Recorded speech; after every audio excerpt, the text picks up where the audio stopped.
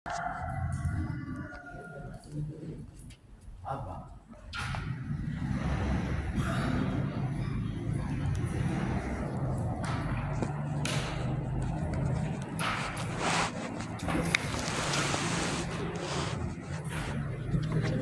Stop. Terima kasih Pak Haji. Semoga Allah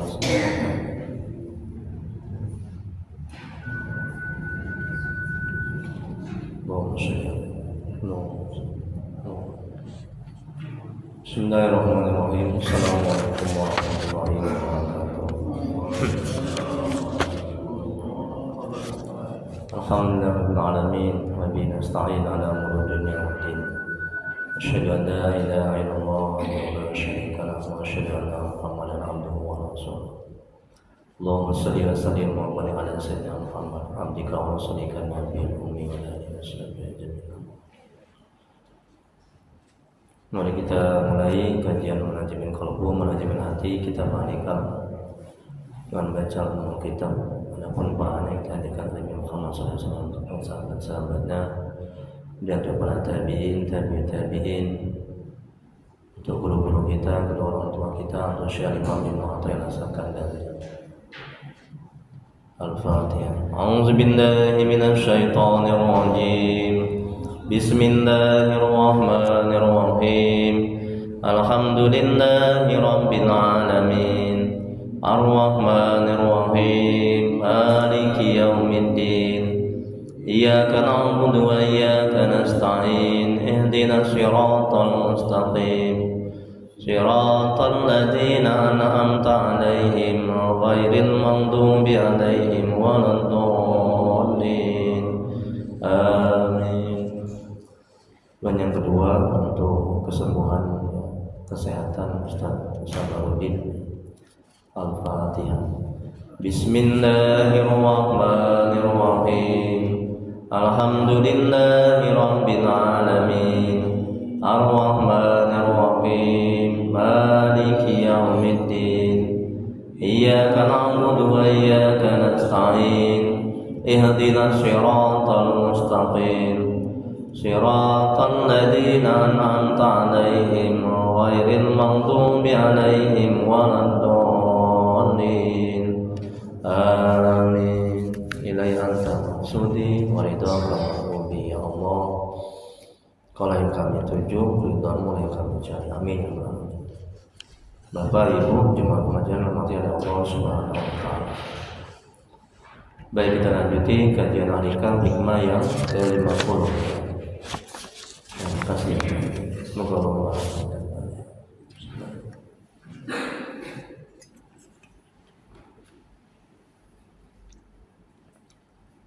Terima kasih buat dia.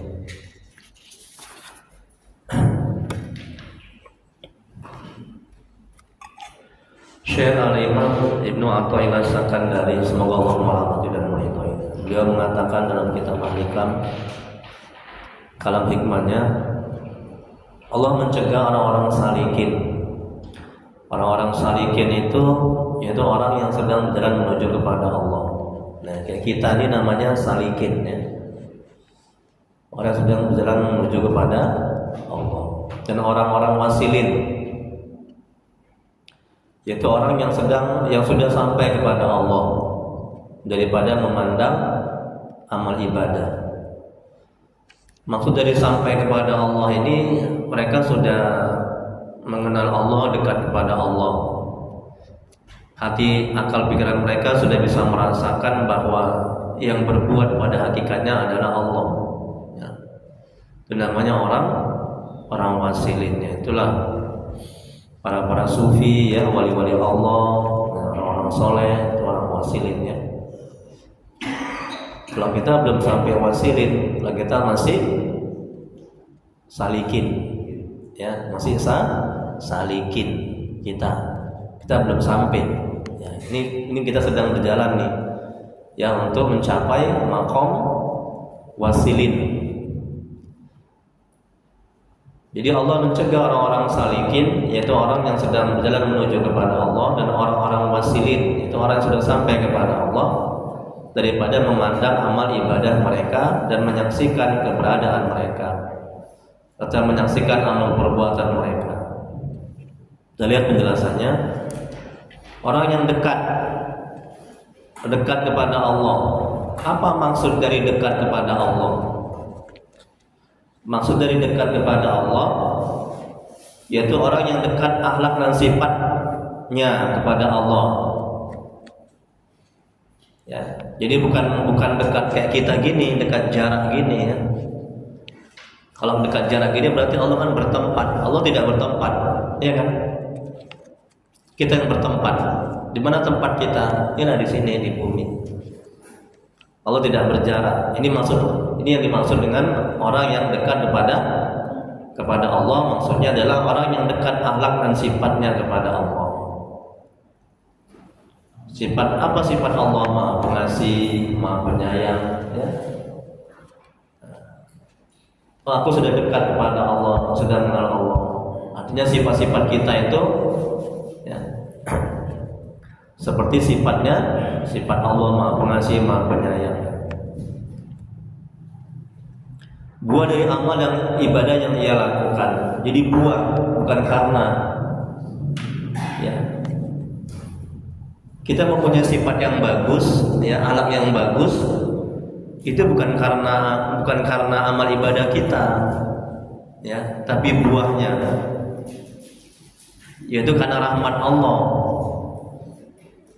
Karena rahmat Allah, karena karunia Allah, sifat kita itu bagus.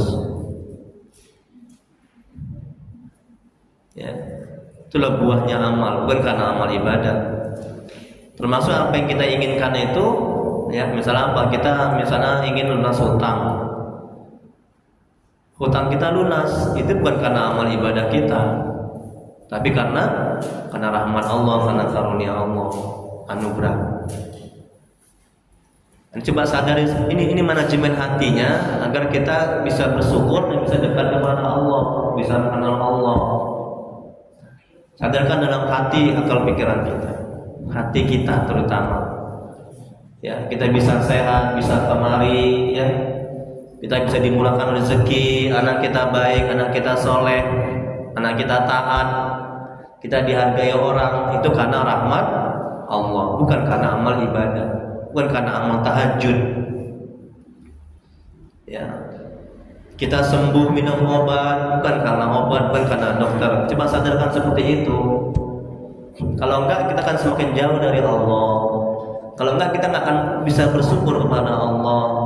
Kalau enggak, hati kita terhijab, terdinding dari melihat rahmat, karunia, anugerah. Nih ya, tolong dipahami.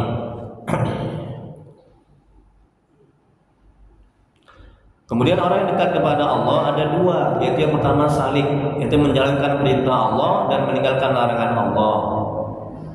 Itu namanya salik kita nih. Berusaha untuk dekat kepada Allah. Mereka sama sekali tidak memandang amal perbuatan mereka. Amal ibadah mereka sama sekali tidak patut untuk diserahkan kepada Allah. Mereka banyak melihat kekurangan dan ketidaksempurnaan dalam beramal, seperti tidak ikhlas, khusyuk dan lain-lain. Mereka tidak berpegang pada amal, tetapi pada karunia anugerah rahmat Allah. Bu, perhatikan, coba perhatikan.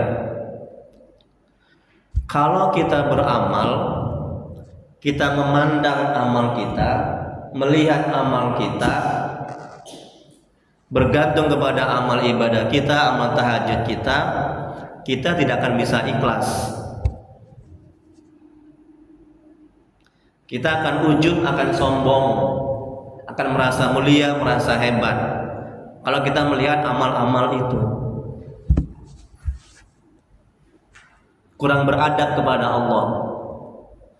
Udah tahajud tiap malam. Oh, amalku ini, tahajudku ini baguslah, hebatlah, diterimalah apa yang aku hajatkan, apa yang aku impikan. Jangan seperti itu. Jadi beramal lupakan. Itu ciri-ciri amal yang terangkat. Itu ciri-ciri amal ibadah yang diterima oleh Allah Subhanahu wa taala. Sedekah lupakan. Kalau itu yang kita lakukan, kita tidak akan minta dipuji, minta dibalas budii, minta dihargai, minta dihormati. Ya. Tapi kalau misalnya kita bersedekah atau beramal, kita ingat-ingat apa yang sudah kita sedekahkan, kita amalkan, hati kita rusak, kita akan minta dipuji, minta dihormati, minta disanjung, minta dibalas budii. Dan kita akan marah kalau apa yang kita lakukan tidak dihargai. Ini ciri-ciri amal yang tidak terangkat oleh Allah, ciri-ciri orang tidak ikhlas. Kau kok nggak bilang terima kasih, kan sudah aku tolong, sering. Kok aku kasih kolak, kok nggak kau balas apa yang kau beri? Nah, itu.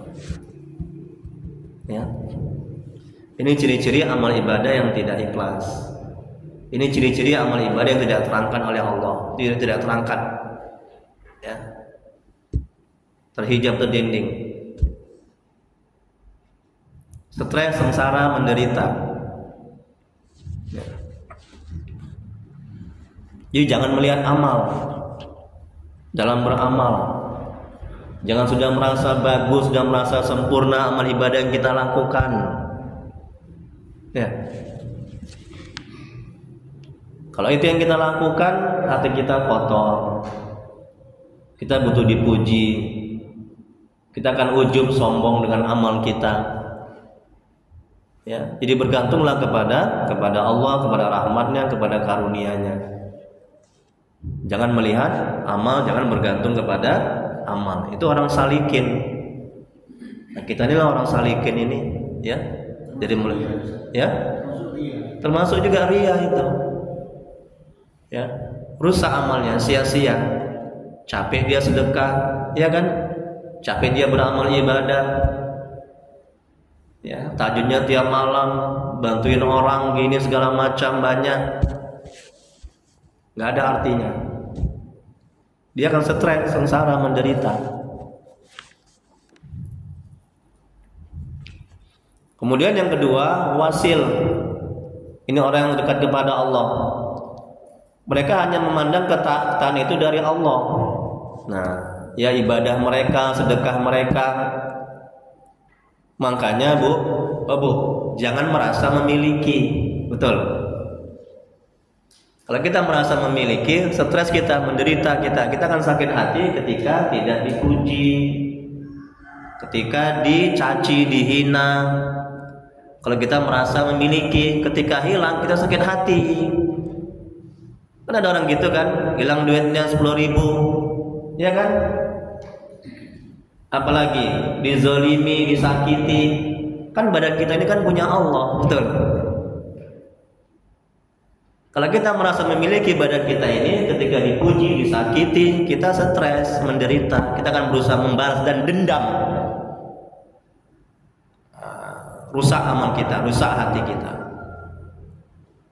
Ya. Ini manajemen hatinya. Sadarkan dalam hati, uang, harta, pangkat, anak, jabatan, badan ini semuanya milik Allah. Kita hanya dititipi sebagai amanah. Amanah kan? Yang kita pertanggungjawabkan nanti di kemudian hari. Tenang hati kita. Jangan merasa memiliki, tapi merasa dititipi. Tengok tukang parkir itu, falsafah tukang parkir. Mobilnya banyak, dia nggak sombong, dia nggak ujub, nggak takabur. Ketika diambil, hatinya lapang. Ada nggak tukang parkir bilang, kok kau ambil mobil Mercy-nya itu? Nggak ada kan? Nah begitu juga. Istri, anak meninggal, ya, badan sakit,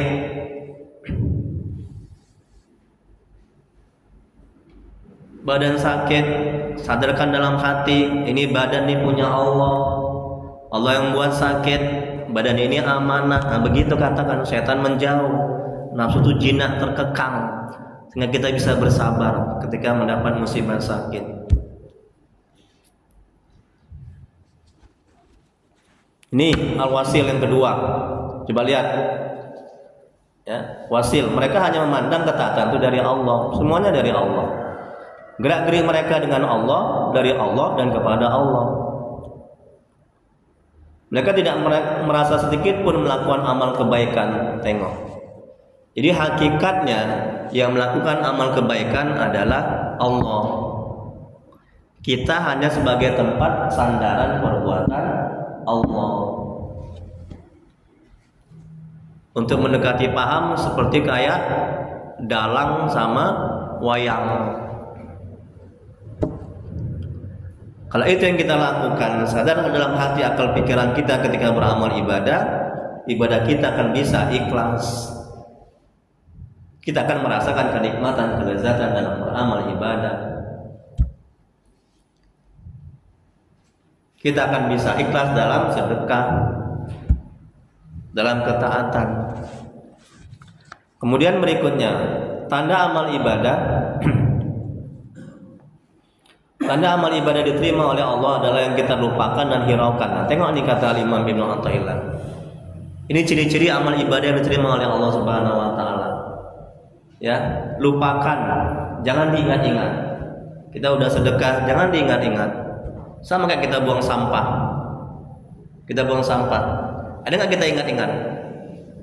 Mohon maaf, ketika kita barusan di kamar mandi, ada nggak kita ingat-ingat? Nggak ada. Ya. Jadi kita bisa ikhlas. Kita nggak akan minta dipuji, disanjung, dibalas budi, dan kita nggak akan sakit hati ketika apa yang kita lakukan itu tidak dihargai. Aku udah bantuin, nggak ada sedikitpun kau hargai. Sering gitu kan? Ya kan? Mana balas budimu? Udah ku bantu, udah ku tolong, sering gitu kan? Kenapa bisa begitu? Karena dia merasa itu semua adalah karena dia, ya, dari dia, kesanggupan dia, kehebatan dia. Dia menafikan Allah Subhanahu wa taala. Kau kalau nggak ketolong, kau nggak jadi orang. Kau nggak bisa sampai ke masjid kau. Berikutnya, jangan ya. Ini tanda amal ibadah diterima oleh Allah adalah yang kita lupakan dan hiraukan. Ya, amal ibadah yang kita agungkan dan kita ingat masih belum terangkat kehadirat Allah. Tengok ini kata Imam. Amal ibadah yang kita agung-agungkan, yang kita besarkan, sudah merasa hebat, merasa mulia, merasa sempurna, ya, sudah merasa banyak sedekahnya, sudah merasa bagus sedekahnya, sudah merasa bagus baik pertolongannya, itu nggak terangkat. Ya, amal ibadah seperti itu, sia-sia beramal ibadah seperti itu. Nah, ini Pak Haji. Nah, alhamdulillah. Apa kabar sehat Pak Haji? Allahumma sholli ala Muhammad. Ya, jangan ya. Imam Ali Zainal Abidin semoga Allah merahmati dan meridhoinya. Tiap-tiap amal ibadah yang masih dilihat dan diingat ini pertanda masih belum diterima oleh Allah Subhanahu wa taala. Amal tahajudku tadi, sedekahku tadi, waduh, di kampung ini nggak ada yang seperti aku loh. Aku ini orang berpengaruh di kampung ini. Orang semua minta bantuan sama aku, minta tolong sama aku. Rusak, ya, rusak hati itu, rusak amal ibadah itu, sia-sia, terus seperti kayak abu, hilang. Dia akan stres, sengsara, menderita. Ketika tidak dihormati, tidak dipuji, tidak dibalas budi. Kan kau sudah kubantu membuat surat-surat, mana balasannya? Dalam hati, oh nanti dia kasihlah ini amplop, nanti dia kasihlah ini, karena aku udah tolong dia, rusak amal ibadah, ya, rusak. Itu nggak terangkan, habis sia-sia.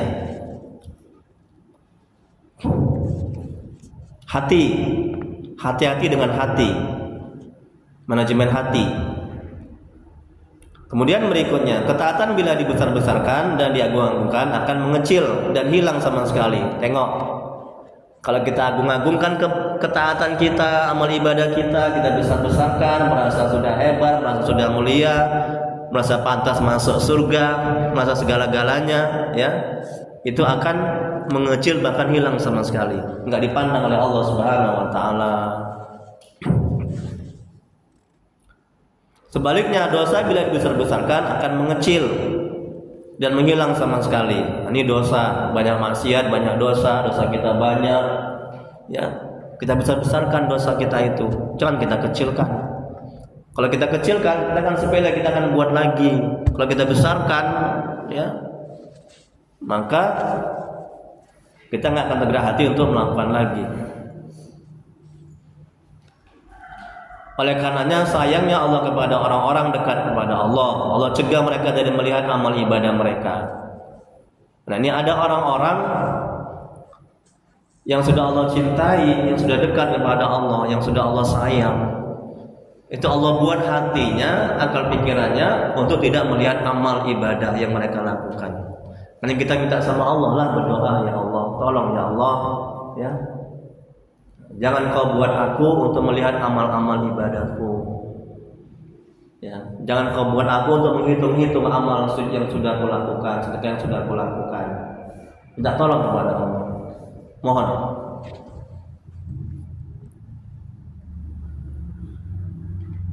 Tanda cinta dan sayang Allah kepada mereka didinding oleh Allah sehingga mereka tidak memandang amal ibadah yang mereka telah lakukan. Ini tanda Allah cinta kepada hambanya, ya.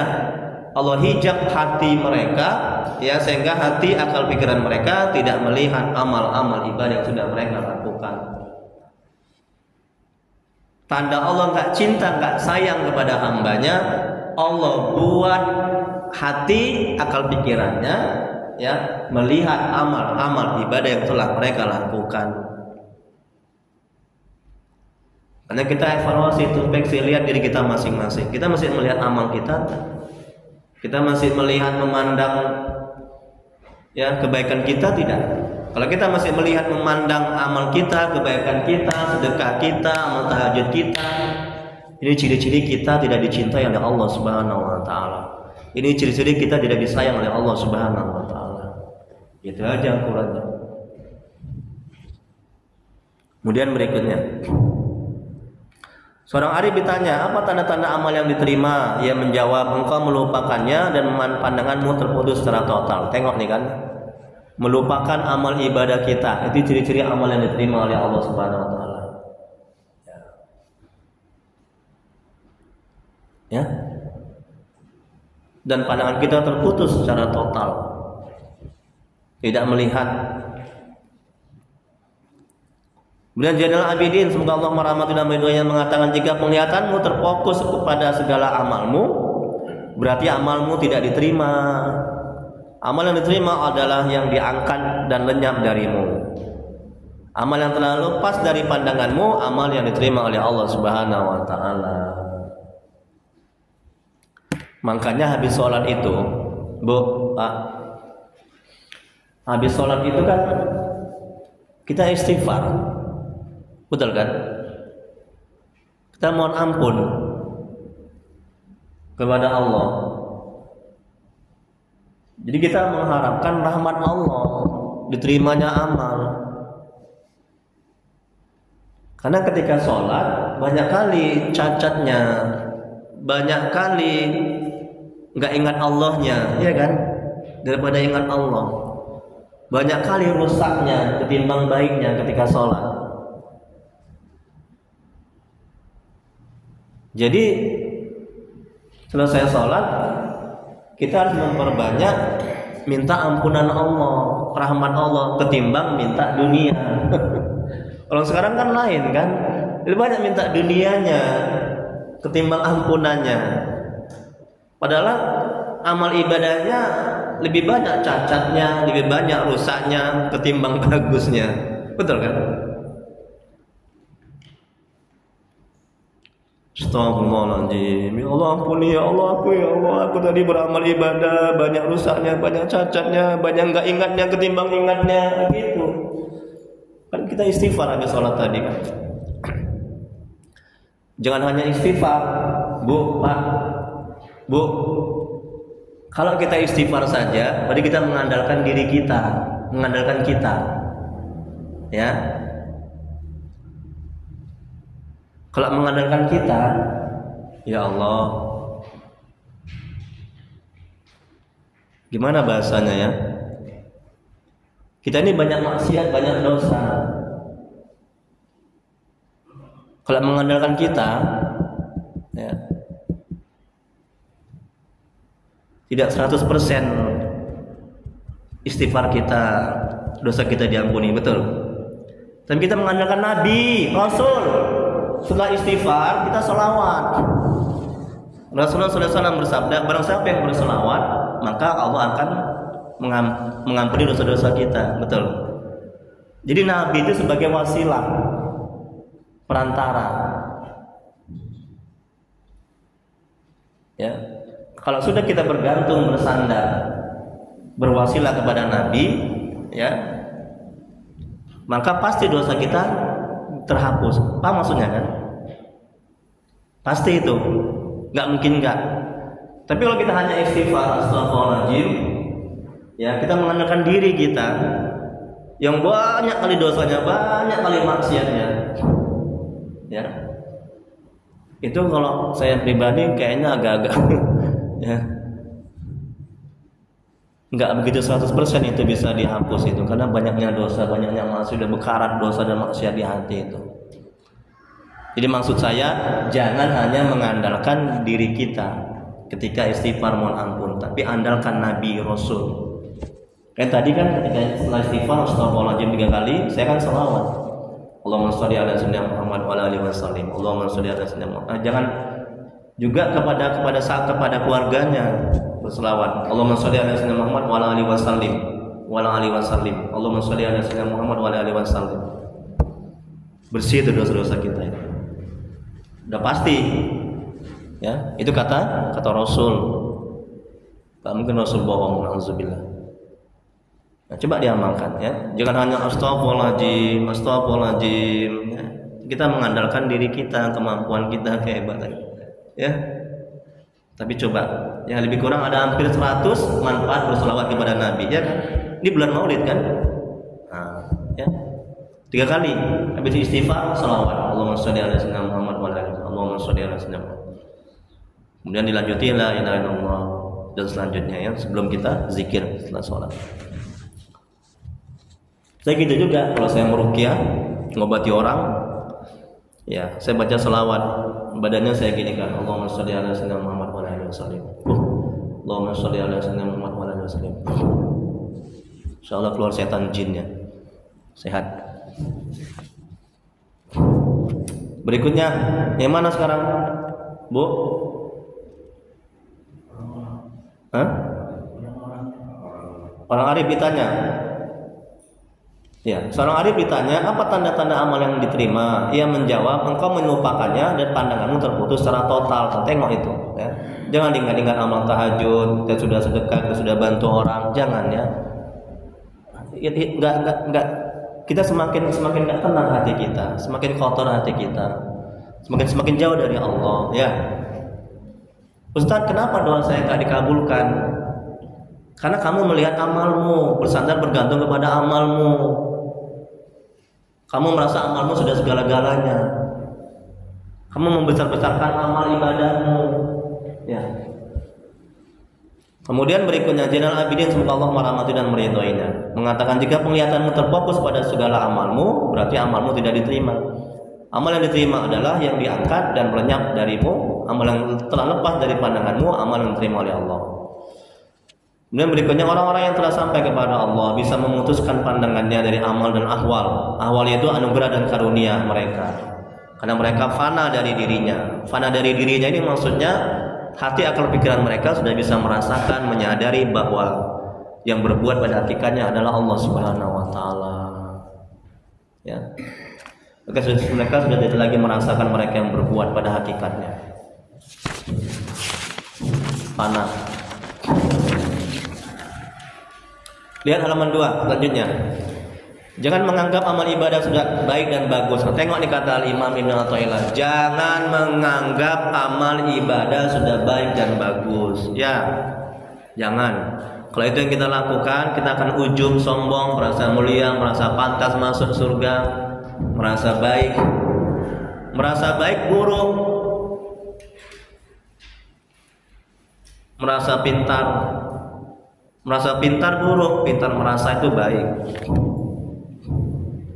Hal itu akan membuat kita semakin jauh dari Allah dan hindari hal-hal yang dapat menghapus pahala amal ibadah. Di antaranya nih, yang dapat menghapus pahala amal ibadah. Coba lihat, ayo kita amalkan sama-sama. Yang pertama, merasa ujub atau bangga terhadap diri sendiri, ya.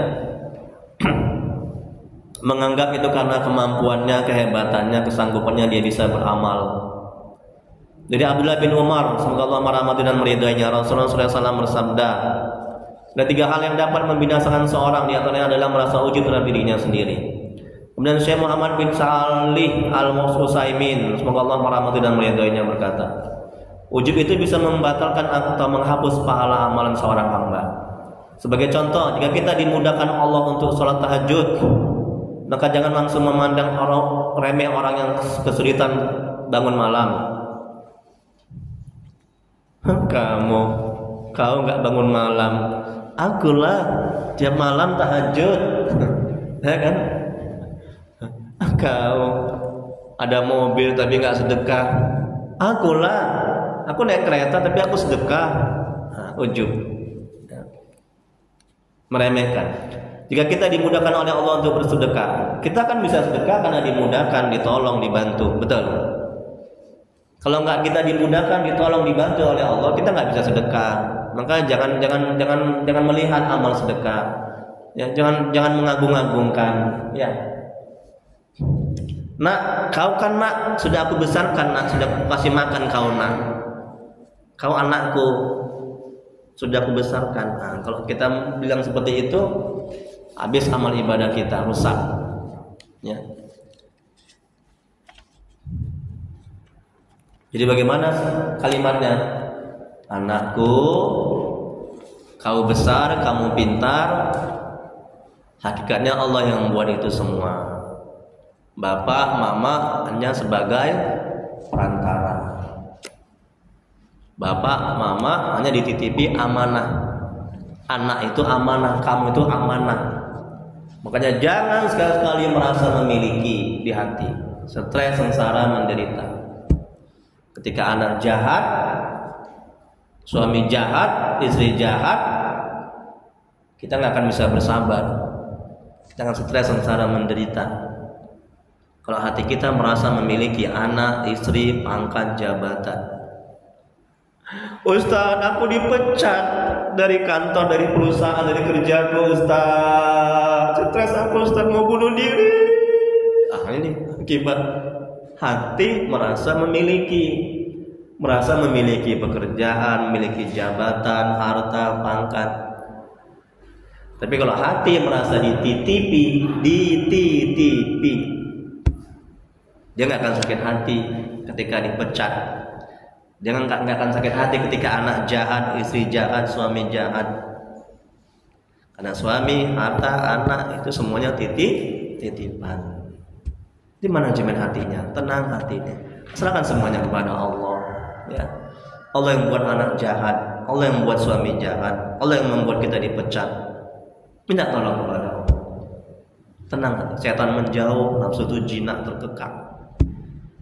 Yang muncul nafsu mutmainnah dan nafsu lawamah, kata Allah dalam Al-Quran, dan nafsu amarah, nafsu lawamah, nafsu mutmainnah.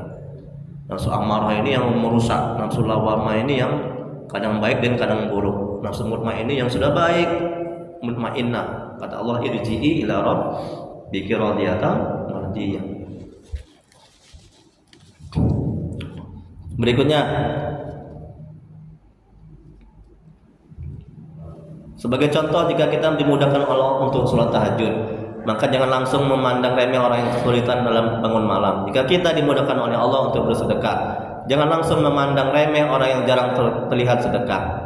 Karena barangkali mereka yang kita pandang remeh memiliki amalan tersembunyi yang mereka lakukan dengan ikhlas, yang hanya Dia dan Allah yang mengetahui. Kita kan nggak tahu kan amalan orang kan.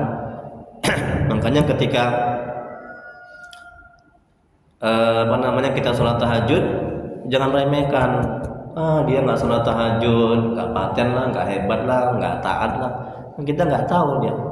Mungkin di sebalik itu dia sholat tahajud lebih ikhlas daripada kita. Karena pada dasarnya semua ibadah yang kita lakukan dan semua prestasi yang kita raih semata-mata karena taufik, ya, pertolongan dan kemudahan dari Allah Subhanahu Wa Taala, bukan berasal dari kehebatan kita, kesanggupan kita. Ini sadarkan dalam hati. Yang kedua, agar amal ibadah diterima, ini hal-hal yang dapat menghapus pahala ibadah. Yang kedua, menzolimi dan menyakiti kaum muslimin. Tengok ini kan, kalau kita ada menyakiti orang, menzolimi orang, kita minta maaf. Kalau kita nggak minta maaf, amal ibadah kita nggak terangkat. Amal ibadah kita nggak diterima oleh Allah Subhanahu Wa Taala. Minta maaf. Bu, maaf ya Bu ya, aku sudah menyakiti, aku sudah menggibah. Maaf Pak ya, aku sudah menyakiti, sudah menggibah, sudah mencuri uangmu. Minta maaf. Kalau kita nggak minta maaf, amal ibadah kita ditolak. Amal ibadah kita nggak diterima oleh Allah Subhanahu Wa Taala. Amal ibadah kita nggak terangkat. Ya. Makanya kalau kita minta maaf sama Allah itu gampang, betul. Tinggal kita istighfar, ya kan? Tapi kalau kita minta maaf sama makhluk, ya kalau dia mau maafkan, ayo, gimana tuh Bu? Kalau dia nggak maafkan gimana? Kita cari nanti di padang mahsyar nanti. Begitu miliaran orang berkumpul. Si Budi, mana Budi? Aku mau minta maaf nih. Kemarin sudah mencuri sandalmu di masjid. Ayo. Aku udah menyakitimu. Gimana engkau? Kita cari. Udahlah, amal ibadah kita nggak terangkan, nggak terima oleh Allah Subhanahu Wa Taala karena kita menzolimi, menyakiti. Ini kata Al-Imam, ya, menzolimi, menyakiti. Jangan menyakiti. Ya. Kalau kita disakiti, udahlah maafkan aja, ya. Maafkan, lupakan, doakan, ya. Kalau kita disakiti, maafkan, lupakan, doakan. Tenang hati. Ketimbang kita dendam, betul. Habis amal ibadah kita, rusak amal ibadah kita, rusak hati kita. Sakit hatiku. Masa aku dibilangnya bodoh, padahal betul, ya kan? Kayak pintar aja dia. Dendam kali aku sama dia. Enggak, yang 7 turunan nggak akan ku maafkan kau. Oh, dan siap-siap lah itu menderita berkepanjangan itu. Sampai kapan? Sampai mati. Neraka tempatnya itu. Kalau dia nggak bertobat. Dendam. Itulah penyakit hati. Ya, maafkan. Lupakan. Doakan. Tenang hati itu, damai, tentram. Ya. Kita bisa semakin bagus amal ibadah, semakin bagus kerja kita, ya kan? Jadi hati kita nggak terkuras sibuk untuk mikiri orang yang menyakiti kita, betul? Ya kan? Habis waktu kita, rusak amal ibadah kita, rusak kerja kita, gara-gara hati akal pikiran kita terus ingat orang yang menyakiti kita, rugilah kita. Jauh lebih selamat, jauh lebih menenangkan hati, ya, maafkan, lupakan, doakan. Betul. Rasulullah SAW bertanya kepada para sahabat, apa kalian tahu siapa orang yang bangkrut? Para sahabat menjawab, orang yang bangkrut itu adalah orang yang tidak mempunyai dirham maupun harta benda. Nabi bersabda, orang yang bangkrut dari umatku ialah orang yang datang pada hari kiamat membawa pahala sholat, pahala puasa, pahala zakat. Namun ketika di dunia dia suka mencaci maki, menzolimi, menyakiti, menuduh orang lain, makan harta orang lain, menumpahkan darah dan memukul orang lain tanpa hak, maka orang-orang yang terzalimi itu akan diberi pahala dari kebaikan-kebaikan para pelaku zalim. Jika telah habis kebaikan-kebaikannya, maka dosa-dosa mereka akan dilimpahkan kepada mereka, kemudian dia akan dilempar ke dalam neraka. Hadis riwayat Muslim. Allah Alhamdulillah. Bu, Bu. Ini kata Nabi, kalau kita menyakiti orang, ya, menzalimi orang, itu pahala dia itu untuk kita. Terbalik ya. Kalau kita menyakiti orang, menzalimi orang, pahala kita untuk dia. Udah? Kalau habis pahala kita udah nyakiti orang, udah, dosa dia untuk kita. Ini kata Nabi di riwayat Muslim. Itu namanya bangkrut. Ya. Nol jadinya pahala kita. Jangan nyakiti orang. Amal ibadah kita sudah nggak diterima, nggak terangkat, hati kita rusak. Maafkan, lupakan, doakan, tenang hati. Yang ketiga, bermaksiat di kala sendiri. Ini juga yang menyebabkan pahala terhapus amal ibadah. Dari sahabat Rasulullah SAW bersabda, sungguh saya telah mengetahui bahwa ada suatu kaum dari umatku yang datang pada hari kiamat dengan membawa kebaikan sebesar gunung Tihama yang putih. Lantas Allah menjadikannya sia-sia, tidak tersisa sedikit pun. Sahabat berkata, wahai Rasulullah, sebutkanlah ciri-ciri mereka kepada kami dan jelaskanlah tentang mereka kepada kami, supaya kami tidak menjadi seperti mereka sementara kami tidak mengetahuinya. Beliau bersabda, sungguhnya mereka adalah saudara-saudara kalian dari golongan kalian. Mereka sholat malam sebagaimana kalian mengerjakannya.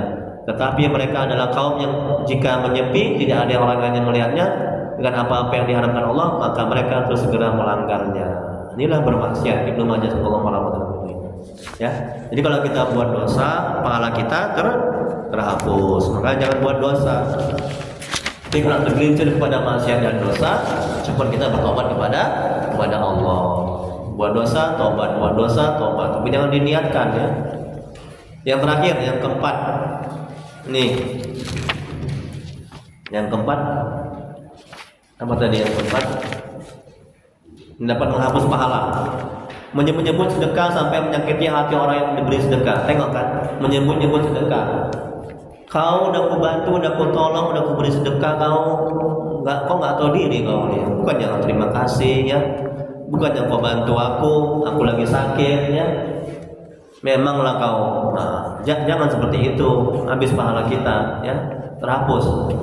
Ini dalilnya Quran Surah Al-Baqarah 264. Wahai orang-orang yang beriman, janganlah kamu merusak sedekahmu dengan menyebut-nyebutnya dan menyakiti perasaan penerima.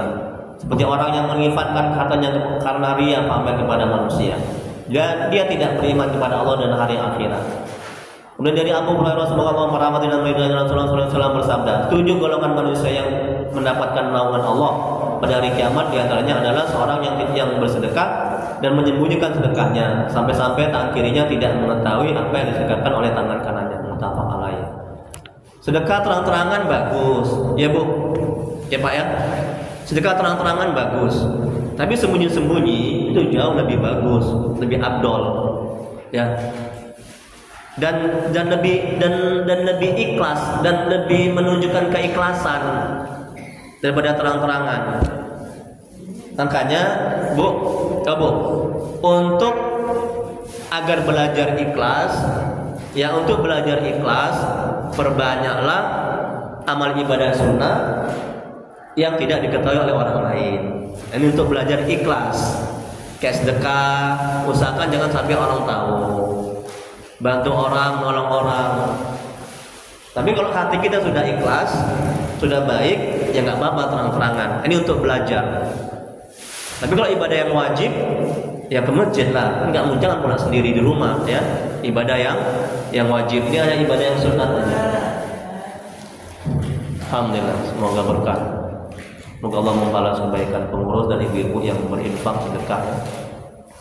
Sehingga datangnya makanan. Enggak kan Allah Maha tahu. Kita nggak minta makanan dikasih makanan. Makanya jangan tamak, jangan ribut, jangan stres ya. Hidup ini begitu. Kalau hati kita yakin Allah tuh Maha melihat, Allah Maha mendengar, ya Allah Maha menolong, kita nggak minta aja dikasih. Tapi bukan berarti kita nggak berdoa. Berdoa jangan tujuannya supaya untuk menghasilkan apa yang kita inginkan. Jangan. Kalau kita punya hutang, berdoalah aku supaya lunas hutang, itu nggak baik.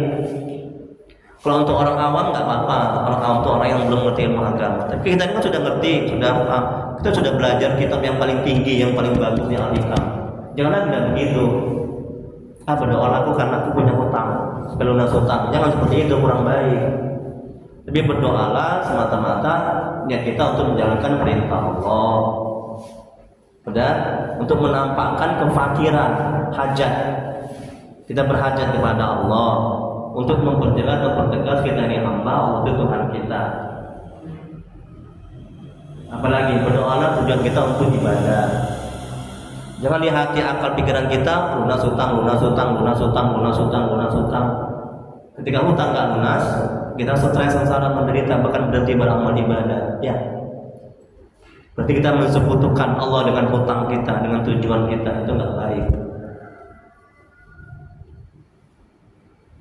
Ketika hutang lunas, kita akan ujub, bangga, merasa hebat, merasa mulia.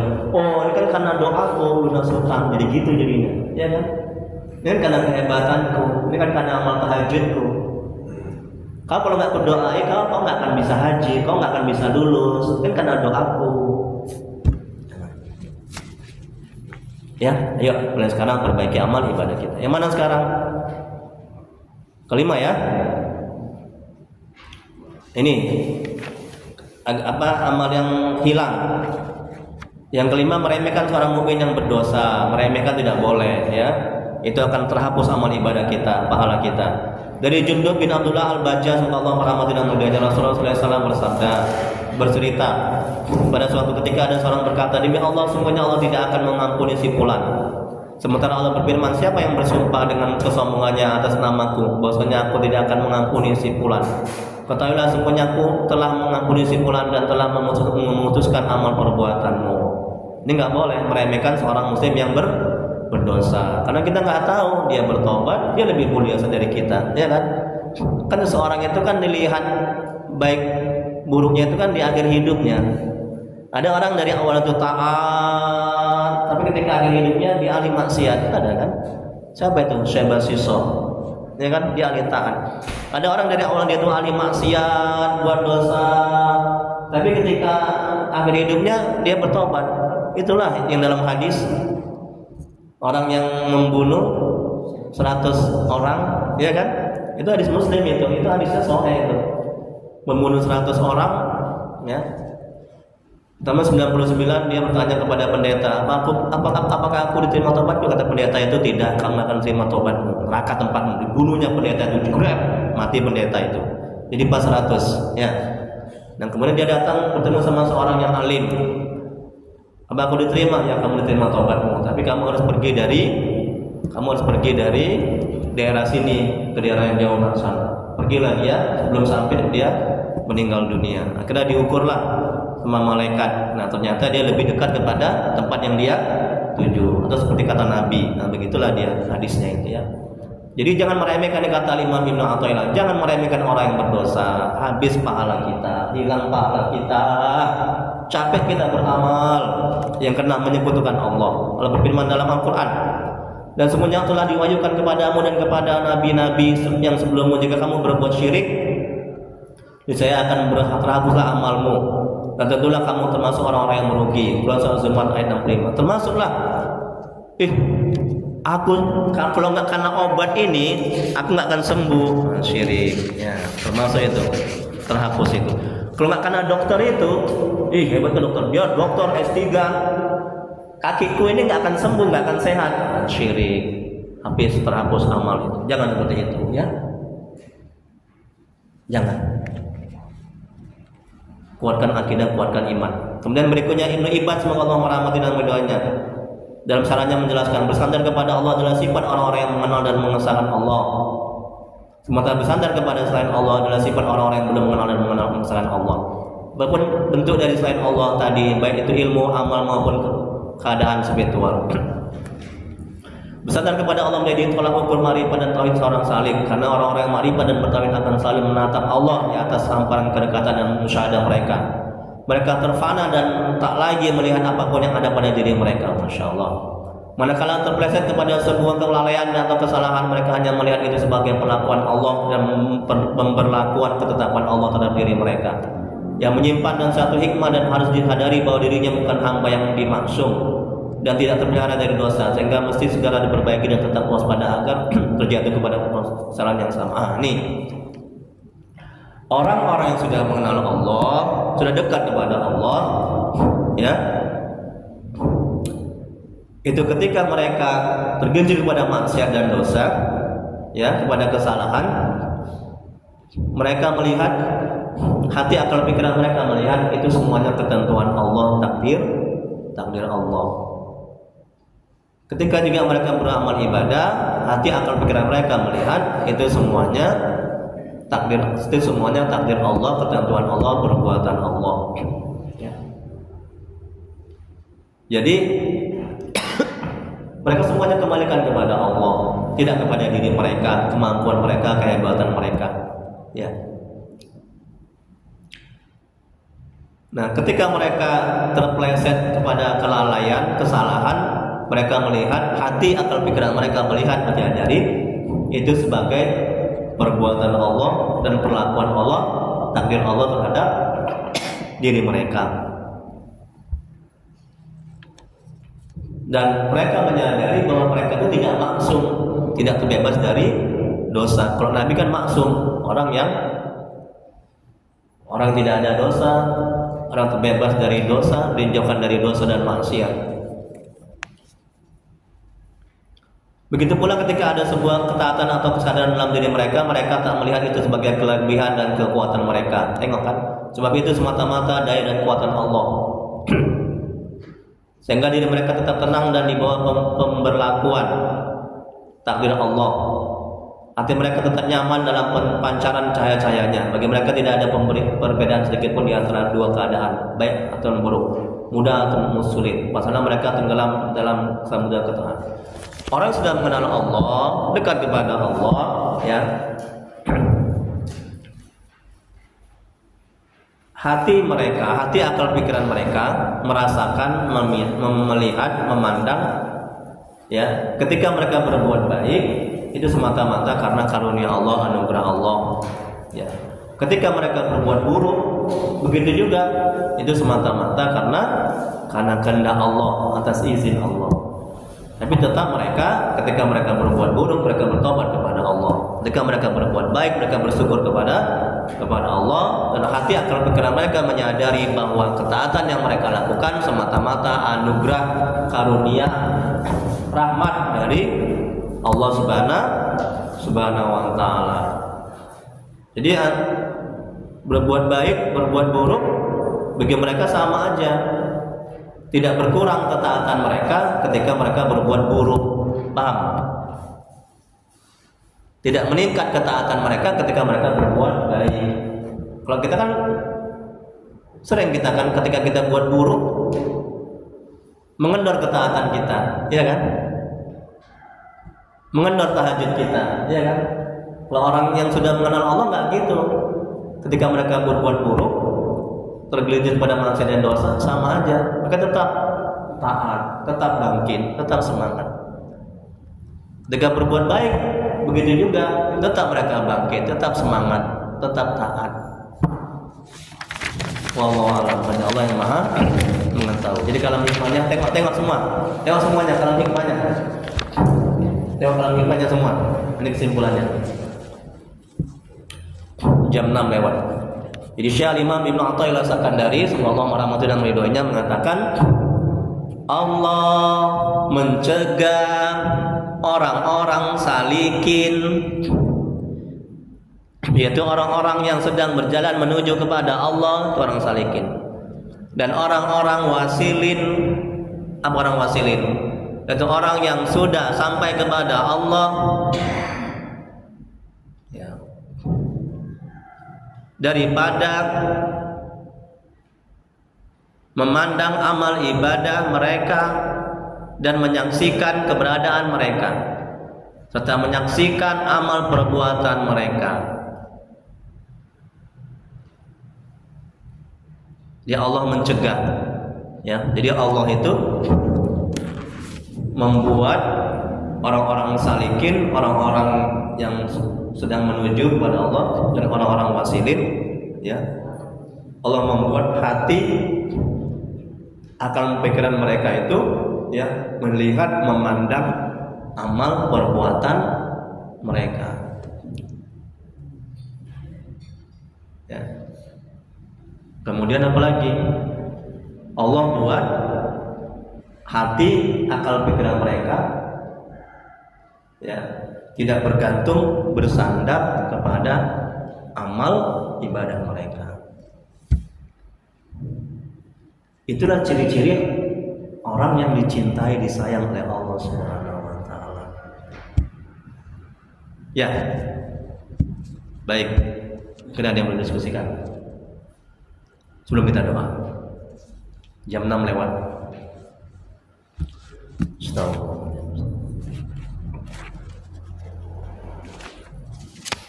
Ini usia banyak ini.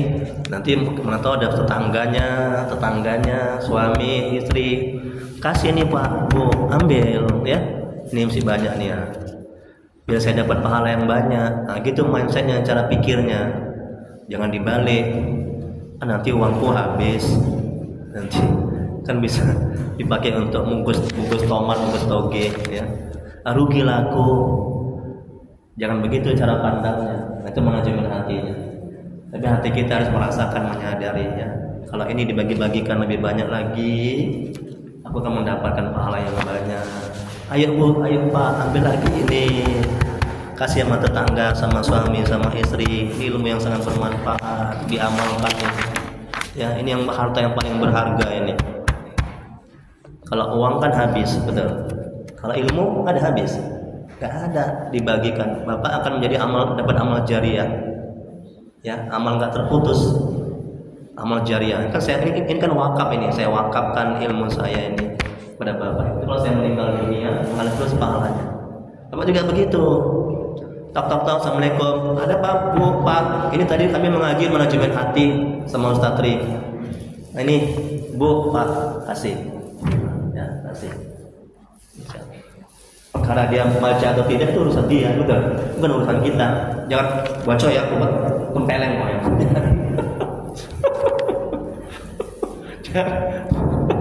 Udah capek tuh Bapak dari masjid jauh-jauh. Ini tau nggak? Ini kita yang paling tinggi, yang paling bagus ini, ya. Nggak ada melebihin ini, nggak baca kok ya. Nggak gitu kali lah ya, bercanda itu ya. Astagfirullahaladzim. Oke, kalau nggak ada kita doa lah ya. Astagfirullahaladzim, astagfirullahaladzim, astagfirullahaladzim. Allahumma sholli ala sayyidina. Allahumma sholli ala. Nah, sebelum doa kita sholawat dulu, bersihkan hati dulu, ya. Kalau udah bersih hati, insya Allah doa kita dikabulkan oleh Allah. Makanya doa nggak akan diterima oleh Allah kalau kita nggak sholawat. Istighfar, sholawat, istighfar, astagfirullahaladzim. Allahumma sholli ala sayyidina. Bismillahirrahmanirrahim. Alhamdulillahirabbil alamin. Hamdan yufi ni'amahu wa yakfi mazidah. Ya Rabbana lakal hamdu kama yanbaghi li jalali wajhika wa 'azimi sultani. Allahumma shalli ala sayyidina Muhammad wa ala ali sayyidina Muhammad. Allahummarrahmanirrahim. Tawassul kepada-Mu ya Allah. Dan keberkahan kemuliaan Nabi Muhammad sallallahu alaihi wasallam kepada dan sahabat-sahabat. La ilaha illa anta subhanaka inna kunna minaz zalimin. Ampuni ya Allah dosa orang tua kami. Ampuni ya Allah dosa orang tua kami yang telah mendahului kami. Jauhkan mereka dari siksa kubur. Jadikan kuburan mereka taman-taman surga. Tempatkan mereka di surga sebagai surga ya Allah. Ya Allah, tolonglah ya Allah. Mohon dengan rahmat-Mu ya Allah. Ampuni dosa dan maksiat kami ya Allah. Ampuni sebesar apapun amal ibadah kami. Terima amal ibadah kami. Terima taubat kami. Kasihanlah kami ya Allah. Ya Allah, tolong ya Allah. Beri dosa kaum muslimin dan muslimat ya Allah. Ya Allah, mohonlah ya Allah. Tolonglah ya Allah. Dengan rahmat-Mu, dengan karunia. Jadikan rumah tangga kami rumah tangga yang sakinah, mawaddah, warahmah. Jadikan anak-anak kami yang soleh dan solehah, jangan kami dari musibah dan bala bencana. Ya Allah, ya Rabb, ya Rahman, ya Rahim, tuntun hati kami agar bisa istiqomah dalam taat kepada-Mu, agar bisa selalu mengingat-Mu, dan bisa selalu berselawat kepada Rasul-Mu ya Allah. Ya Allah, bila di antara kami, keluarga kami, saudara kami, jemaah ini, khususnya Ustadz Sabarudin, beri kesembuhan kepadanya ya Allah, beri sehat kepadanya ya Allah, angkat penyakitnya ya Allah, mohonlah ya Allah, mohon ya Allah, ganti musibah yang dia alami dengan yang lebih baik nantinya ya Allah. Ya Allah, mudahkan rezeki kami dan berkahi, dengan usaha kami dan berkahi, panjangkan umur kami dan berkahi ya Allah. Rabbana atina fid dunya hasanah wa fil akhirati hasanah wa qina azabannar. Wa sallallahu ala sayyidina Muhammad wa alihi washabihi wasallam. Subhana rabbika rabbil izzati amma yasifun. Wa salamun alal mursalin walhamdulillahi rabbil alamin. Allahumma shalli ala sayyidina Muhammad. Taqabbalallahu minkum. Assalamualaikum warahmatullahi wabarakatuh.